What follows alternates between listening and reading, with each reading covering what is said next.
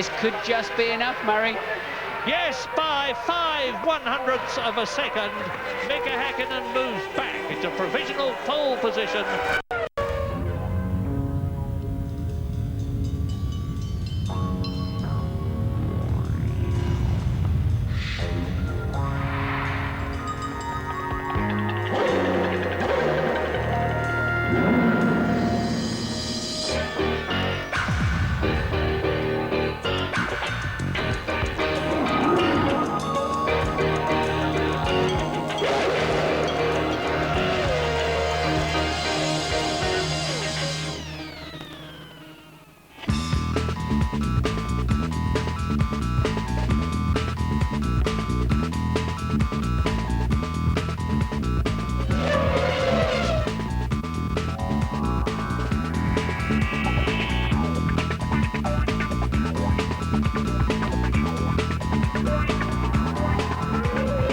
Hockenheim on Grand Prix Day, an awesome sight.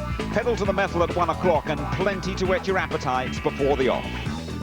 We talked to Heinz-Harald Frentzen, a driver transformed, carrying the expectations of Germany and starting from the front row in the Jordan. Michael Schumacher gives his first television interview since that terrifying smash at Silverstone. We examine the driver's emotions during those last moments on the starting grid before the lights go out. And we take you inside the cockpit of a Formula One car in lesson 1 of Martin Brundle's driving school.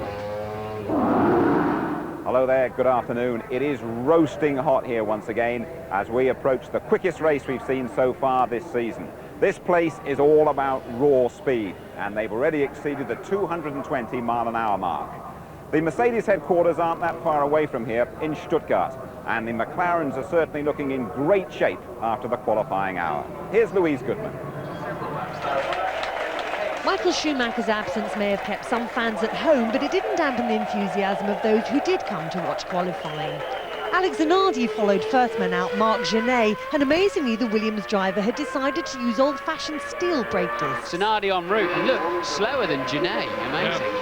He'd hoped to improve his Williams stability under braking, but the desperate measure failed. His season of woe continues. Häkkinen was keen to impress on Mercedes' home territory, and he was on top form as ever, taking provisional pole with his first flying lap. But his championship rival Eddie Irvine was struggling. And off goes Eddie Irvine, who was on a good lap. Ferrari's qualifying seldom matches their race pace. Jarno Trulli found the speed, but not the reliability. His engine let go big time, sending him back to the pits. Then I took the pace car, blew that again, so I think it's a day to forget for me. No car troubles for Heinz-Harald Frentzen, though. The German was eager to give the home fans something to cheer about, and he did. Does Frentzen go up into provisional pole position? Yes, yes, yes! But would he keep it? Cross fingers on the pit wall for Heinz-Harald Frentzen and Damon Hill, but once again Damon was off form. I'm afraid that's really sort of typical of this year. I've not been able to get a good qualifying lap when I wanted to and when I need to, so can't really explain it other than I'm getting old. With his qualifying record under threat, Häkkinen had to make his next run count. This could just be enough, Murray. Yes, by 0.05 of a second, Mika Häkkinen moves back into provisional pole position. Mika, you had to work hard for your pole position today. Yeah, unfortunately it is the case nearly always, to be honest. It's, you know, I think today was very critical. When I went out for my third run, I knew I have to do it. Fellow Finn Mika Salo is getting to grips with his new mount and looking more at home on his second outing for Ferrari. And he's in 4th position. That's an excellent lap. Ahead of Mika Irvine. Salo moves ahead of his teammate Eddie Irvine. It was a good day, and I didn't make any mistakes, and car worked, and that's where the car belongs, and that's where it is now. Eddie Irvine's response was ill-timed. He came across several slower cars on his final run. Look at the traffic. That's held him up badly on the exit of the first chicane. So Ferrari's number 1 starts behind his teammate, as does David Coulthard. A tyre problem forced him into the spare for his second run and upset his quest to push Frentzen down the order. So there's a German on the front row after all. Second position on the first row here in Hockenheim in front of the home crowd. The team did a superb job here to help me as much as they can, and I'm very happy for everything. So Häkkinen's in front again. That's McLaren's 100th pole. Frensen's second is his best grid slot for 2 years, and Sarlo's fourth behind Coulthard is his best grid slot ever. Irvine will have his work cut out from 5th. Barrichello starts alongside. A good day for Panis in 7th, not so good for Damon though. Trulli's 9th despite those engine failures, and Fisichella's 10th. Williams' new boy and Williams' old boy Sherro's 6th. Bert's is 13th for Benetton, and then it's Zanardi. Marc Genet was ecstatic with his session, 15th. Johnny Herbert 17th after a nightmare day. Bador and De La Rosa are on row 10, and a Lacey session was a disaster. Just Takagi's Arrow starts behind him. And welcome to the ITV studio trackside. 28 degrees outside. The track temperature has dropped to 33 degrees. David Coulthard has gone quickest in this morning's warm-up. Tony Jardine with me as always. You've got a little feeling for Heinz-Harald Frentzen this afternoon, haven't you? Good outside bet. He was fastest in testing at Monza, which is a low downforce setup for high-speed tracks like this. He said it's always been a dream of his to be fast in front of his home crowd, and here he is on the front row. They've got a very large fuel tank should they decide to go on a one-stop strategy. Tyre wear is very good. I've been down there this morning. He spun off in his T car, but his race car is fine, so he's looking quite good. Häkkinen remains the one to beat, though. Yeah, on paper he's got everything, the powerful engine, the aerodynamics. He's driving superbly, as you know, everyone has acknowledged, especially Irvine. He is the flying Finn at the moment. Okay, thank you very much indeed, Tony. Well, Hockenheim is terrifying in the wet. It's pretty scary in the dry as well. You go roaring through those pine trees and then have to pick your way through the stadium with the klaxons and the fireworks going off in the background. A flying lap now with Martin Brundle and Mika Häkkinen driving the 1998 McLaren. Hockenheim, 4¼ miles, the second longest circuit of the year. You're on board with Mika Häkkinen in the McLaren as you head down the pit straight, build up to a mere 185 miles an hour over the nasty bump, brake late, turn in late, use all the curb on the exit, anything to keep your average speed up as you head down to the Jim Clark chicane.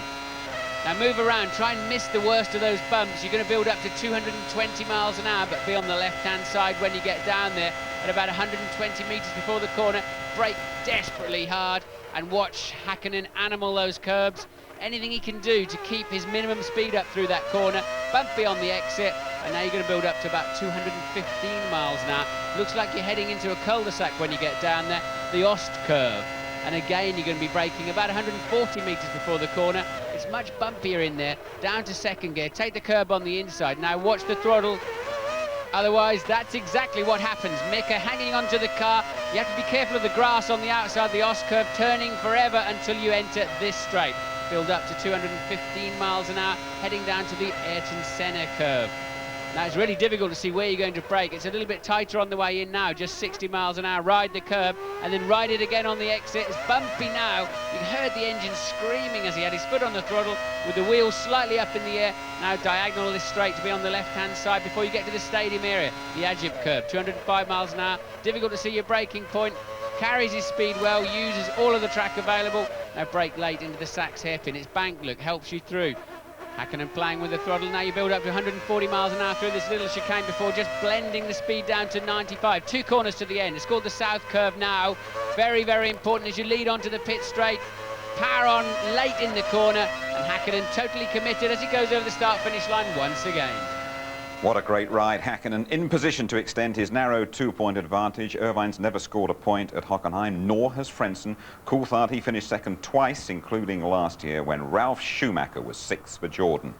Now McLaren must fancy their chances of overhauling Ferrari in the constructors. They had a 1-2 last year, remember, while Jordan, who tend to go pretty well here, they'll look to consolidate that 3rd place. Now, Heinz-Harald Frentzen is the man who has scored the bulk of those Jordan points last year. You might remember he was a bit of a forlorn figure at Williams. He's been a class act, though, so far this year. The win at France has been the highlight, but Frentzen took plenty from the Williams experience. This day at Williams was probably one of my most important days in my career. I learned a lot about Formula One, I learned a lot about technique, and it made me a more complete driver. You seem to be enjoying your racing much more this year. Is that the case? Well, I think it's a lot easier. I mean, we started the season well, 2nd place for me in Melbourne. I mean, then another podium in Brazil, and we steadily were in the points. I mean, maybe that's one secret is that I enjoy really much working with the Jordan team at the moment, and maybe even on bad days I look better than in the past. I don't know. Now that Michael isn't at Ferrari, are the team thinking, well, maybe if we push here we can get second place in the championship, beat Ferrari as well? No, as long my target is quite clear. I mean, our mission this year is just to make as much points as possible and be just behind the silver and the red ones. Yeah. You say this will be a good track for Jordan, or you hope it will be a good track for Jordan. Why? What is it about the circuit that you think will suit? Well, I've been told from the team in previous years that Jordan has been always good on high-speed tracks. And for the first time this year, we went to Monza 2 weeks ago, and we had to go with a new engine, which is specified for this track. We were quickest. I've never been on the podium here in Hockenheim in my Formula 1 career. Most of the places I've been, but I'm looking forward, or I'm trying very hard to be on the podium after the weekend. And he's getting used to that view and the taste of sprayed champagne as well. Heinz-Harald Frentzen 6 times on the podium already this year. Well, around about half an hour to go to the start of the German Grand Prix. In a few minutes' time, the starting grid's going to be absolutely jam-packed with the sponsors and celebrities and 1 or 2 hangers-on as well. Then they melt away, and the drivers have their own very different ways of coping with the countdown. Here's James Allen. It's the most colourful, glamorous, high-pressure, tense and exciting part of the Grand Prix weekend. The 30 minutes on the grid before the start of a race. It's a time of routines, distractions and final preparations. Each driver has his own personal way of dealing with the tension, clearing his mind before the off. Let's take a closer look at how it works. The pit lane opens at 1:30 and the cars have 15 minutes to get a feel for the track conditions, tune the cars up and form up on the grid. Most do just 1 lap. Well, when I've done the sort of warm-up lap going to the grid, before I get out of the car, I'll always speak to Pat Fry, tell him what the car feels like. With the track temperature being different, obviously a 1:30 pit lane open is very different to the car at 9:30 in the morning when we do our warm-up with the fuel on board. So you make sometimes some changes on the grid before the start of the race. Michael Schumacher is renowned for working on his car in the pit lane until the last possible minute, adjusting the car for the conditions, sometimes even having the spare with a different setup. When he's happy, he goes out to join the rest of the drivers on the grid. The pit lane closes at 1:45. If you're not on the grid by now, you'll have to start from the pit lane. Under intense time pressure, mistakes can occur. In Australia, Mika Hakkinen swapped cars 3 times, and as the clock ran out, so did McLaren's legendary discipline. Not an ideal preparation for the team on pole position, just 15 minutes before the start of the race.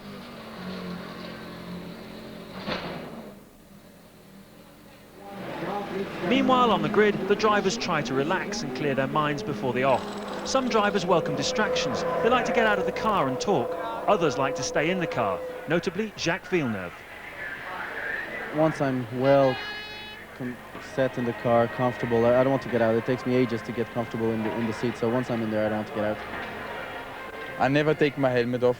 It's just because in the pits I have enough time to prepare it.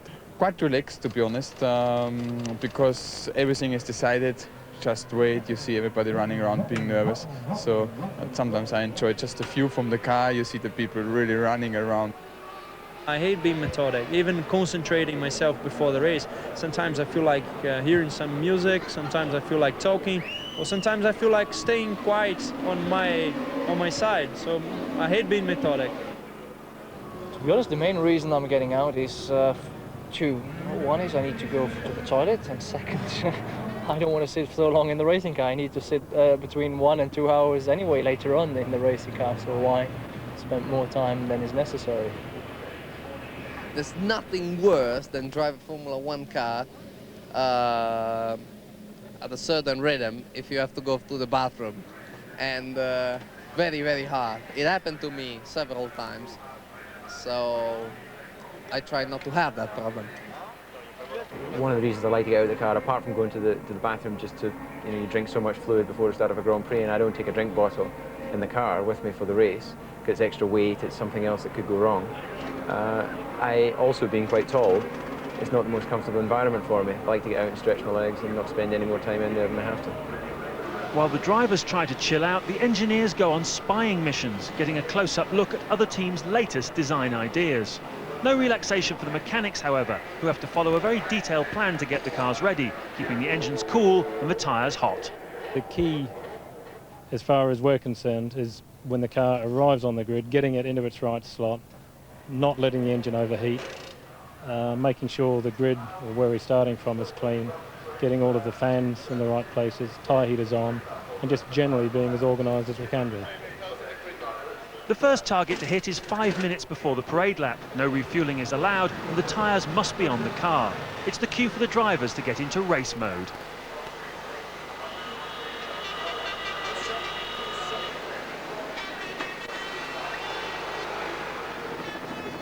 At 2 minutes before the parade lap, the mechanics unwrap the tyres and drape the tyre blankets. With 45 seconds to go, they fire up the engines, remove the tyre blankets and clear the grid.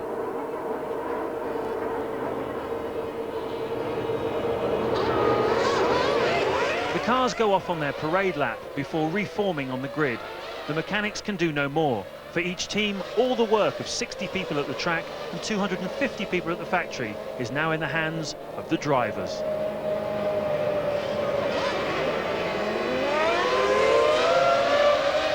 Well, sadly, no countdown for Michael Schumacher today, but Schumy's army out in force, hoping to help the Ferraris of Irvine and Sarlo, and they need every bit of assistance going. We'll be right back.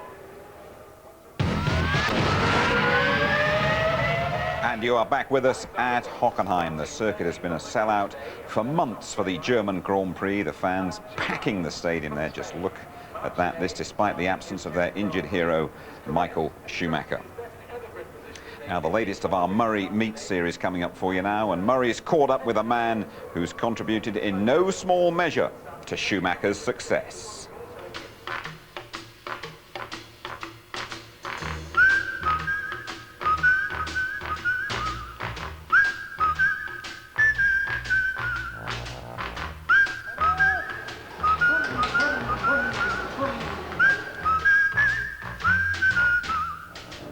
I'm in the Holy of Holies, the Ferrari motorhome here in Germany, with Ross Brawn, who's the technical director of Ferrari and one of the men responsible for the team's renaissance.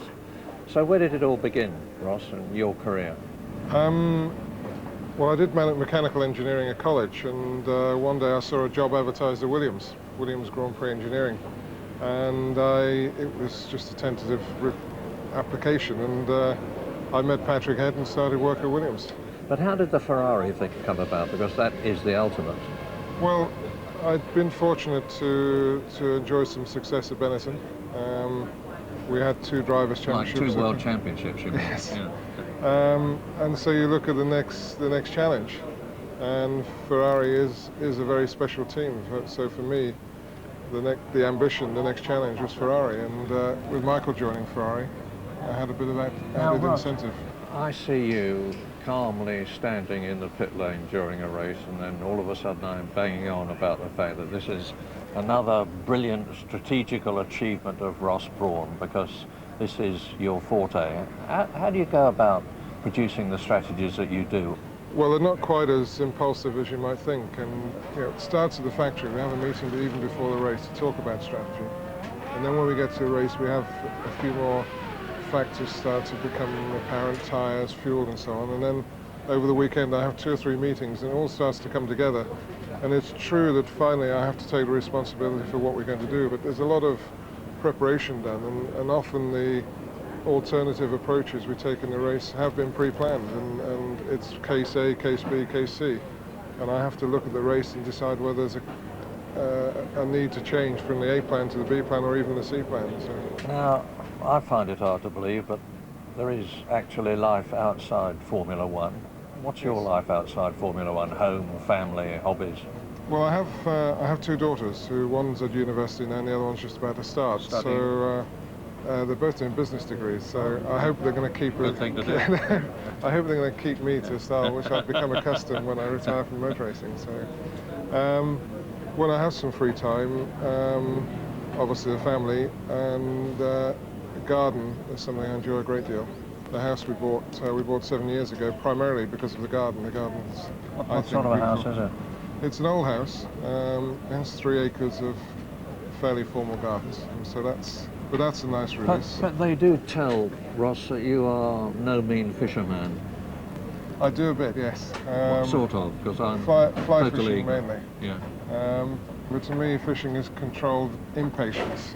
You don't have strategy. to be patient. It's all about strategy, yeah? It partly is, yes, it's true. So it's something I can turn my mind off motor racing for a few hours, and I think that's important. Ross, you've done a fantastic job for Ferrari, you've done a fantastic job for Formula One and for us, because you've helped us make television really good. Thank you. Okay, thank you, Murray. Decent fisherman, green fingers as well, and applying a bit of tender, loving care to Eddie Irvine, Tony. He's definitely giving him all the technological support, the psychological support, and after Austria, now look at this, it gives me a nice slap in the solar plexus there for Irvine from Ross Brawn, the technical director, so delighted with the win there due to that superior, wonderful strategy, and for the first time being allowed to go on the podium and take the cup there on behalf of the manufacturer, which he's not done before. That's very distinct from the sporting director, Jean Todt, who I feel has distanced himself from Irvine as such. Has said things like, well, that's what he's paid to do and he's expected to win and so on, rather than giving him the TLC, which I think he should do and get the whole team gel. It's not in the script, you see. Schumacher's not there anymore and he's having difficulty coming to terms with it, Jean Todt. That's my view. OK, Tony, thank you very much indeed. Well, now your chance to find out exactly what goes on inside the cockpit of a Formula One car, the start of a brand new 6-part series. We're calling it Martin Brundle's F1 Driving School. And in the first instalment, Martin's looking at the basic skills required to drive at this level.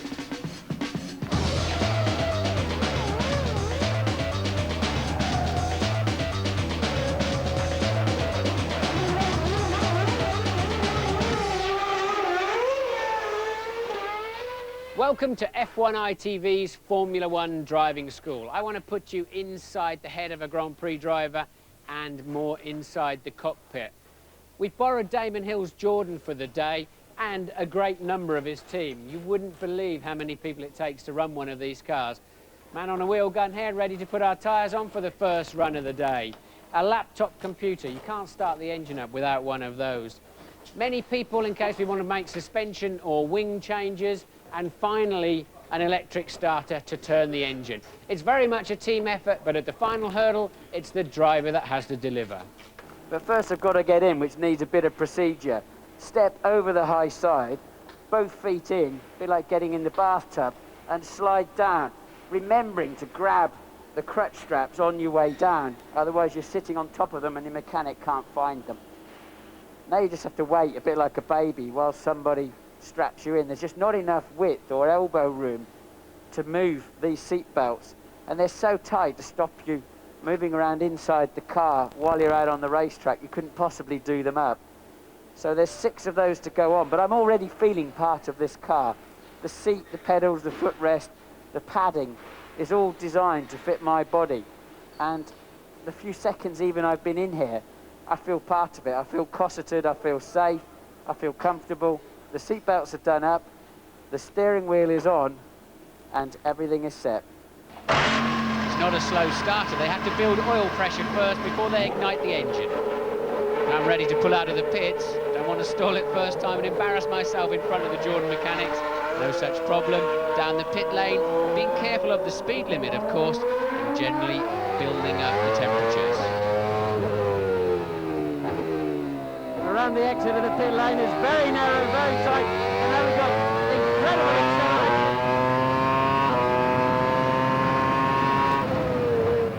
Braking down now to Beckett's, down 4 gears, into second gear, take some curve on the inside and control the slide. Now I'm getting a little bit of rear temperature. I need more temperature in the front tyres and a lot of brake temperature, as we're heading down to the complex. The steering wheel's very light at high speed, there's not a problem. As soon as I turn it, I get immediate response from the car. Controlling the slide, we're into left field. Slide on the inside of the curve, be patient. OK, now I can see the straight ahead of me. So I'm just using my right hand to go up the gearbox. It's very easy, you don't need a clutch at all. And now I'm going to use my left foot to brake into Copse Corner just to take a little bit of speed off and keep some throttle. Now you can see I'm already full throttle on the way down towards Beckett's. Now if I brake too late, The car wants to snake around. I need a little bit of rear brake balance. Meaning I need more of the braking energy to go to the rear brake so I don't block that front tyre again. I can barely see the corners. I'm just peeping over the top of the monocoque.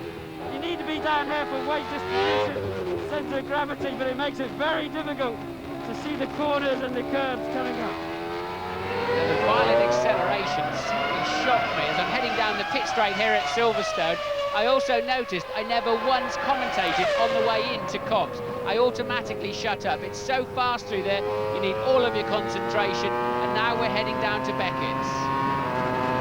Such a thrill going through Cobbs Corner. You just can't believe the car wants to stick, but it gives you the feedback, it gives you the loading up through the steering wheel. You can immediately feel the grip.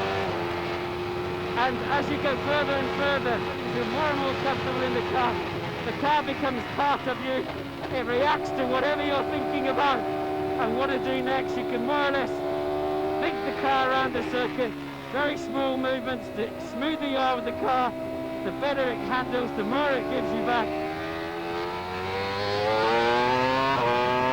As I re-accelerate, the green lights on the steering wheel tell me to change up once again. I can tell you, driving a Formula One car and shouting into a microphone takes your breath away. Well, that was just brilliant to remember the purity of these cars. Squeeze the throttle and you get an instant response, surging forwards up to 16,000 revs, brilliant. Touch the brake pedal and it builds retardation, really, really powerful. Turn the wheel, you get an immediate response, exactly what you're looking for. I can see why this car's going so well this year. I'd like another 100 laps straight away, please. He'll be back in the car during our Hungarian Grand Prix coverage, talking about starting technique. David Coulthard, quickest in warm-up this morning. He will want a good start. Boris Becker always comes to this Grand Prix, part of a crowd of 120,000 or so here. Right, we're going to take a quick pit stop. We will see you shortly. Shall we? 3.35 kilos per lap fuel consumption. Tyre degradation is quite high here, and that's one of the things that will stop people from going long on the first stint, as we saw in Austria. Here, I don't think that will happen. Put all the figures into the computer anyway. Starting out with about 85 kilos, going through to lap 24, stationary for about 10 seconds, going through to the finish. That's what I think most people will do, possibly as far as 26. Two-stopper, well, it looks quite quick, 7 seconds faster in theory, but of course, if you come out after your first stop into traffic, then you are absolutely finished. What you have to bear in mind is that McLaren will be happy to finish the race where they start today. So will Heinz-Harald Frentzen. But Eddie Irvine has got to do something clever. So watch out for a dramatic switch from one stop to two stops mid-race. And watch out for a very quick start from Fast Eddie as well. Well, now that Michael Schumacher interview, we haven't heard from him since he crashed out of the British Grand Prix. But here he is talking in a specially arranged link-up to his home in Geneva. Your time with us today.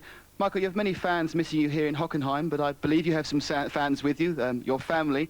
How is life at home in Switzerland during the racing season? Obviously, you wish to be on the circuit and not sitting at home, but basically what has happened, I'm pretty happy already sitting here on this sofa and being able to give interviews. And I would like to use the opportunity to say thanks to all my English supporters, where I got tremendous support and many, many nice letters and presents, and I would like to use this opportunity to say thank you. Michael, it's been 3 weeks since the accident. When can Ferrari expect to see you back in the driving seat? That's a difficult question. Basically, every week we have a meeting with the doctors, and then we visit the healing of everything. But it's not only a bone problem, it's as well on my heel, where I have a cut, and that is basically more affecting me because of the flexibility of my foot and the healing itself. And I don't really I'm not able to predict when things will be right. I see. But without driving the car, Michael, have you been able to use your expertise to assist the continuing development of the Ferrari? I mean, I'm in consistent contact to the team. I know every detail, what they change, what they do, and obviously if I have an opinion on something, I will express this.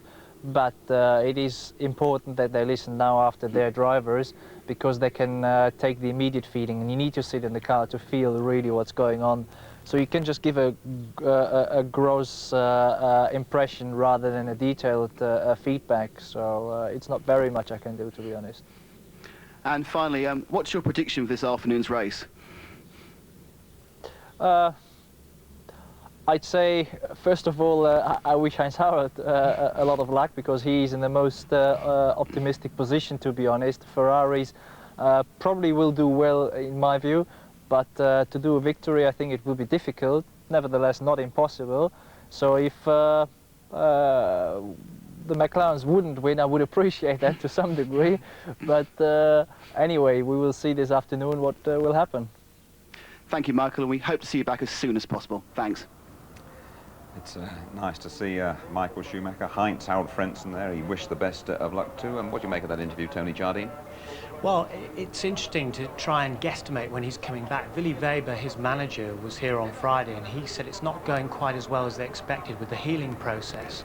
I was just thinking that, you know, if you actually have a plate in your leg like that, like Panis did, you know, 2 years ago, how do you drive with that? The possibility of a crash again. I think he might be out for the whole season.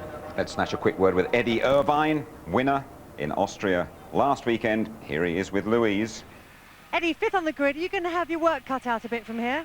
Got your work cut out every day. In Formula 1, it's never easy, but the car is difficult here.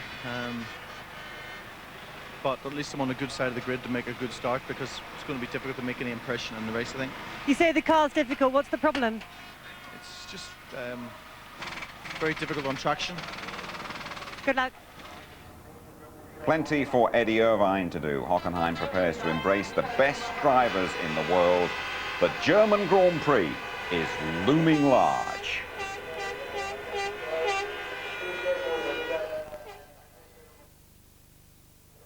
Gute Besserung und kommen Sie bald wieder, Michael Schumacher. Danke, Michael, und danke, Karl.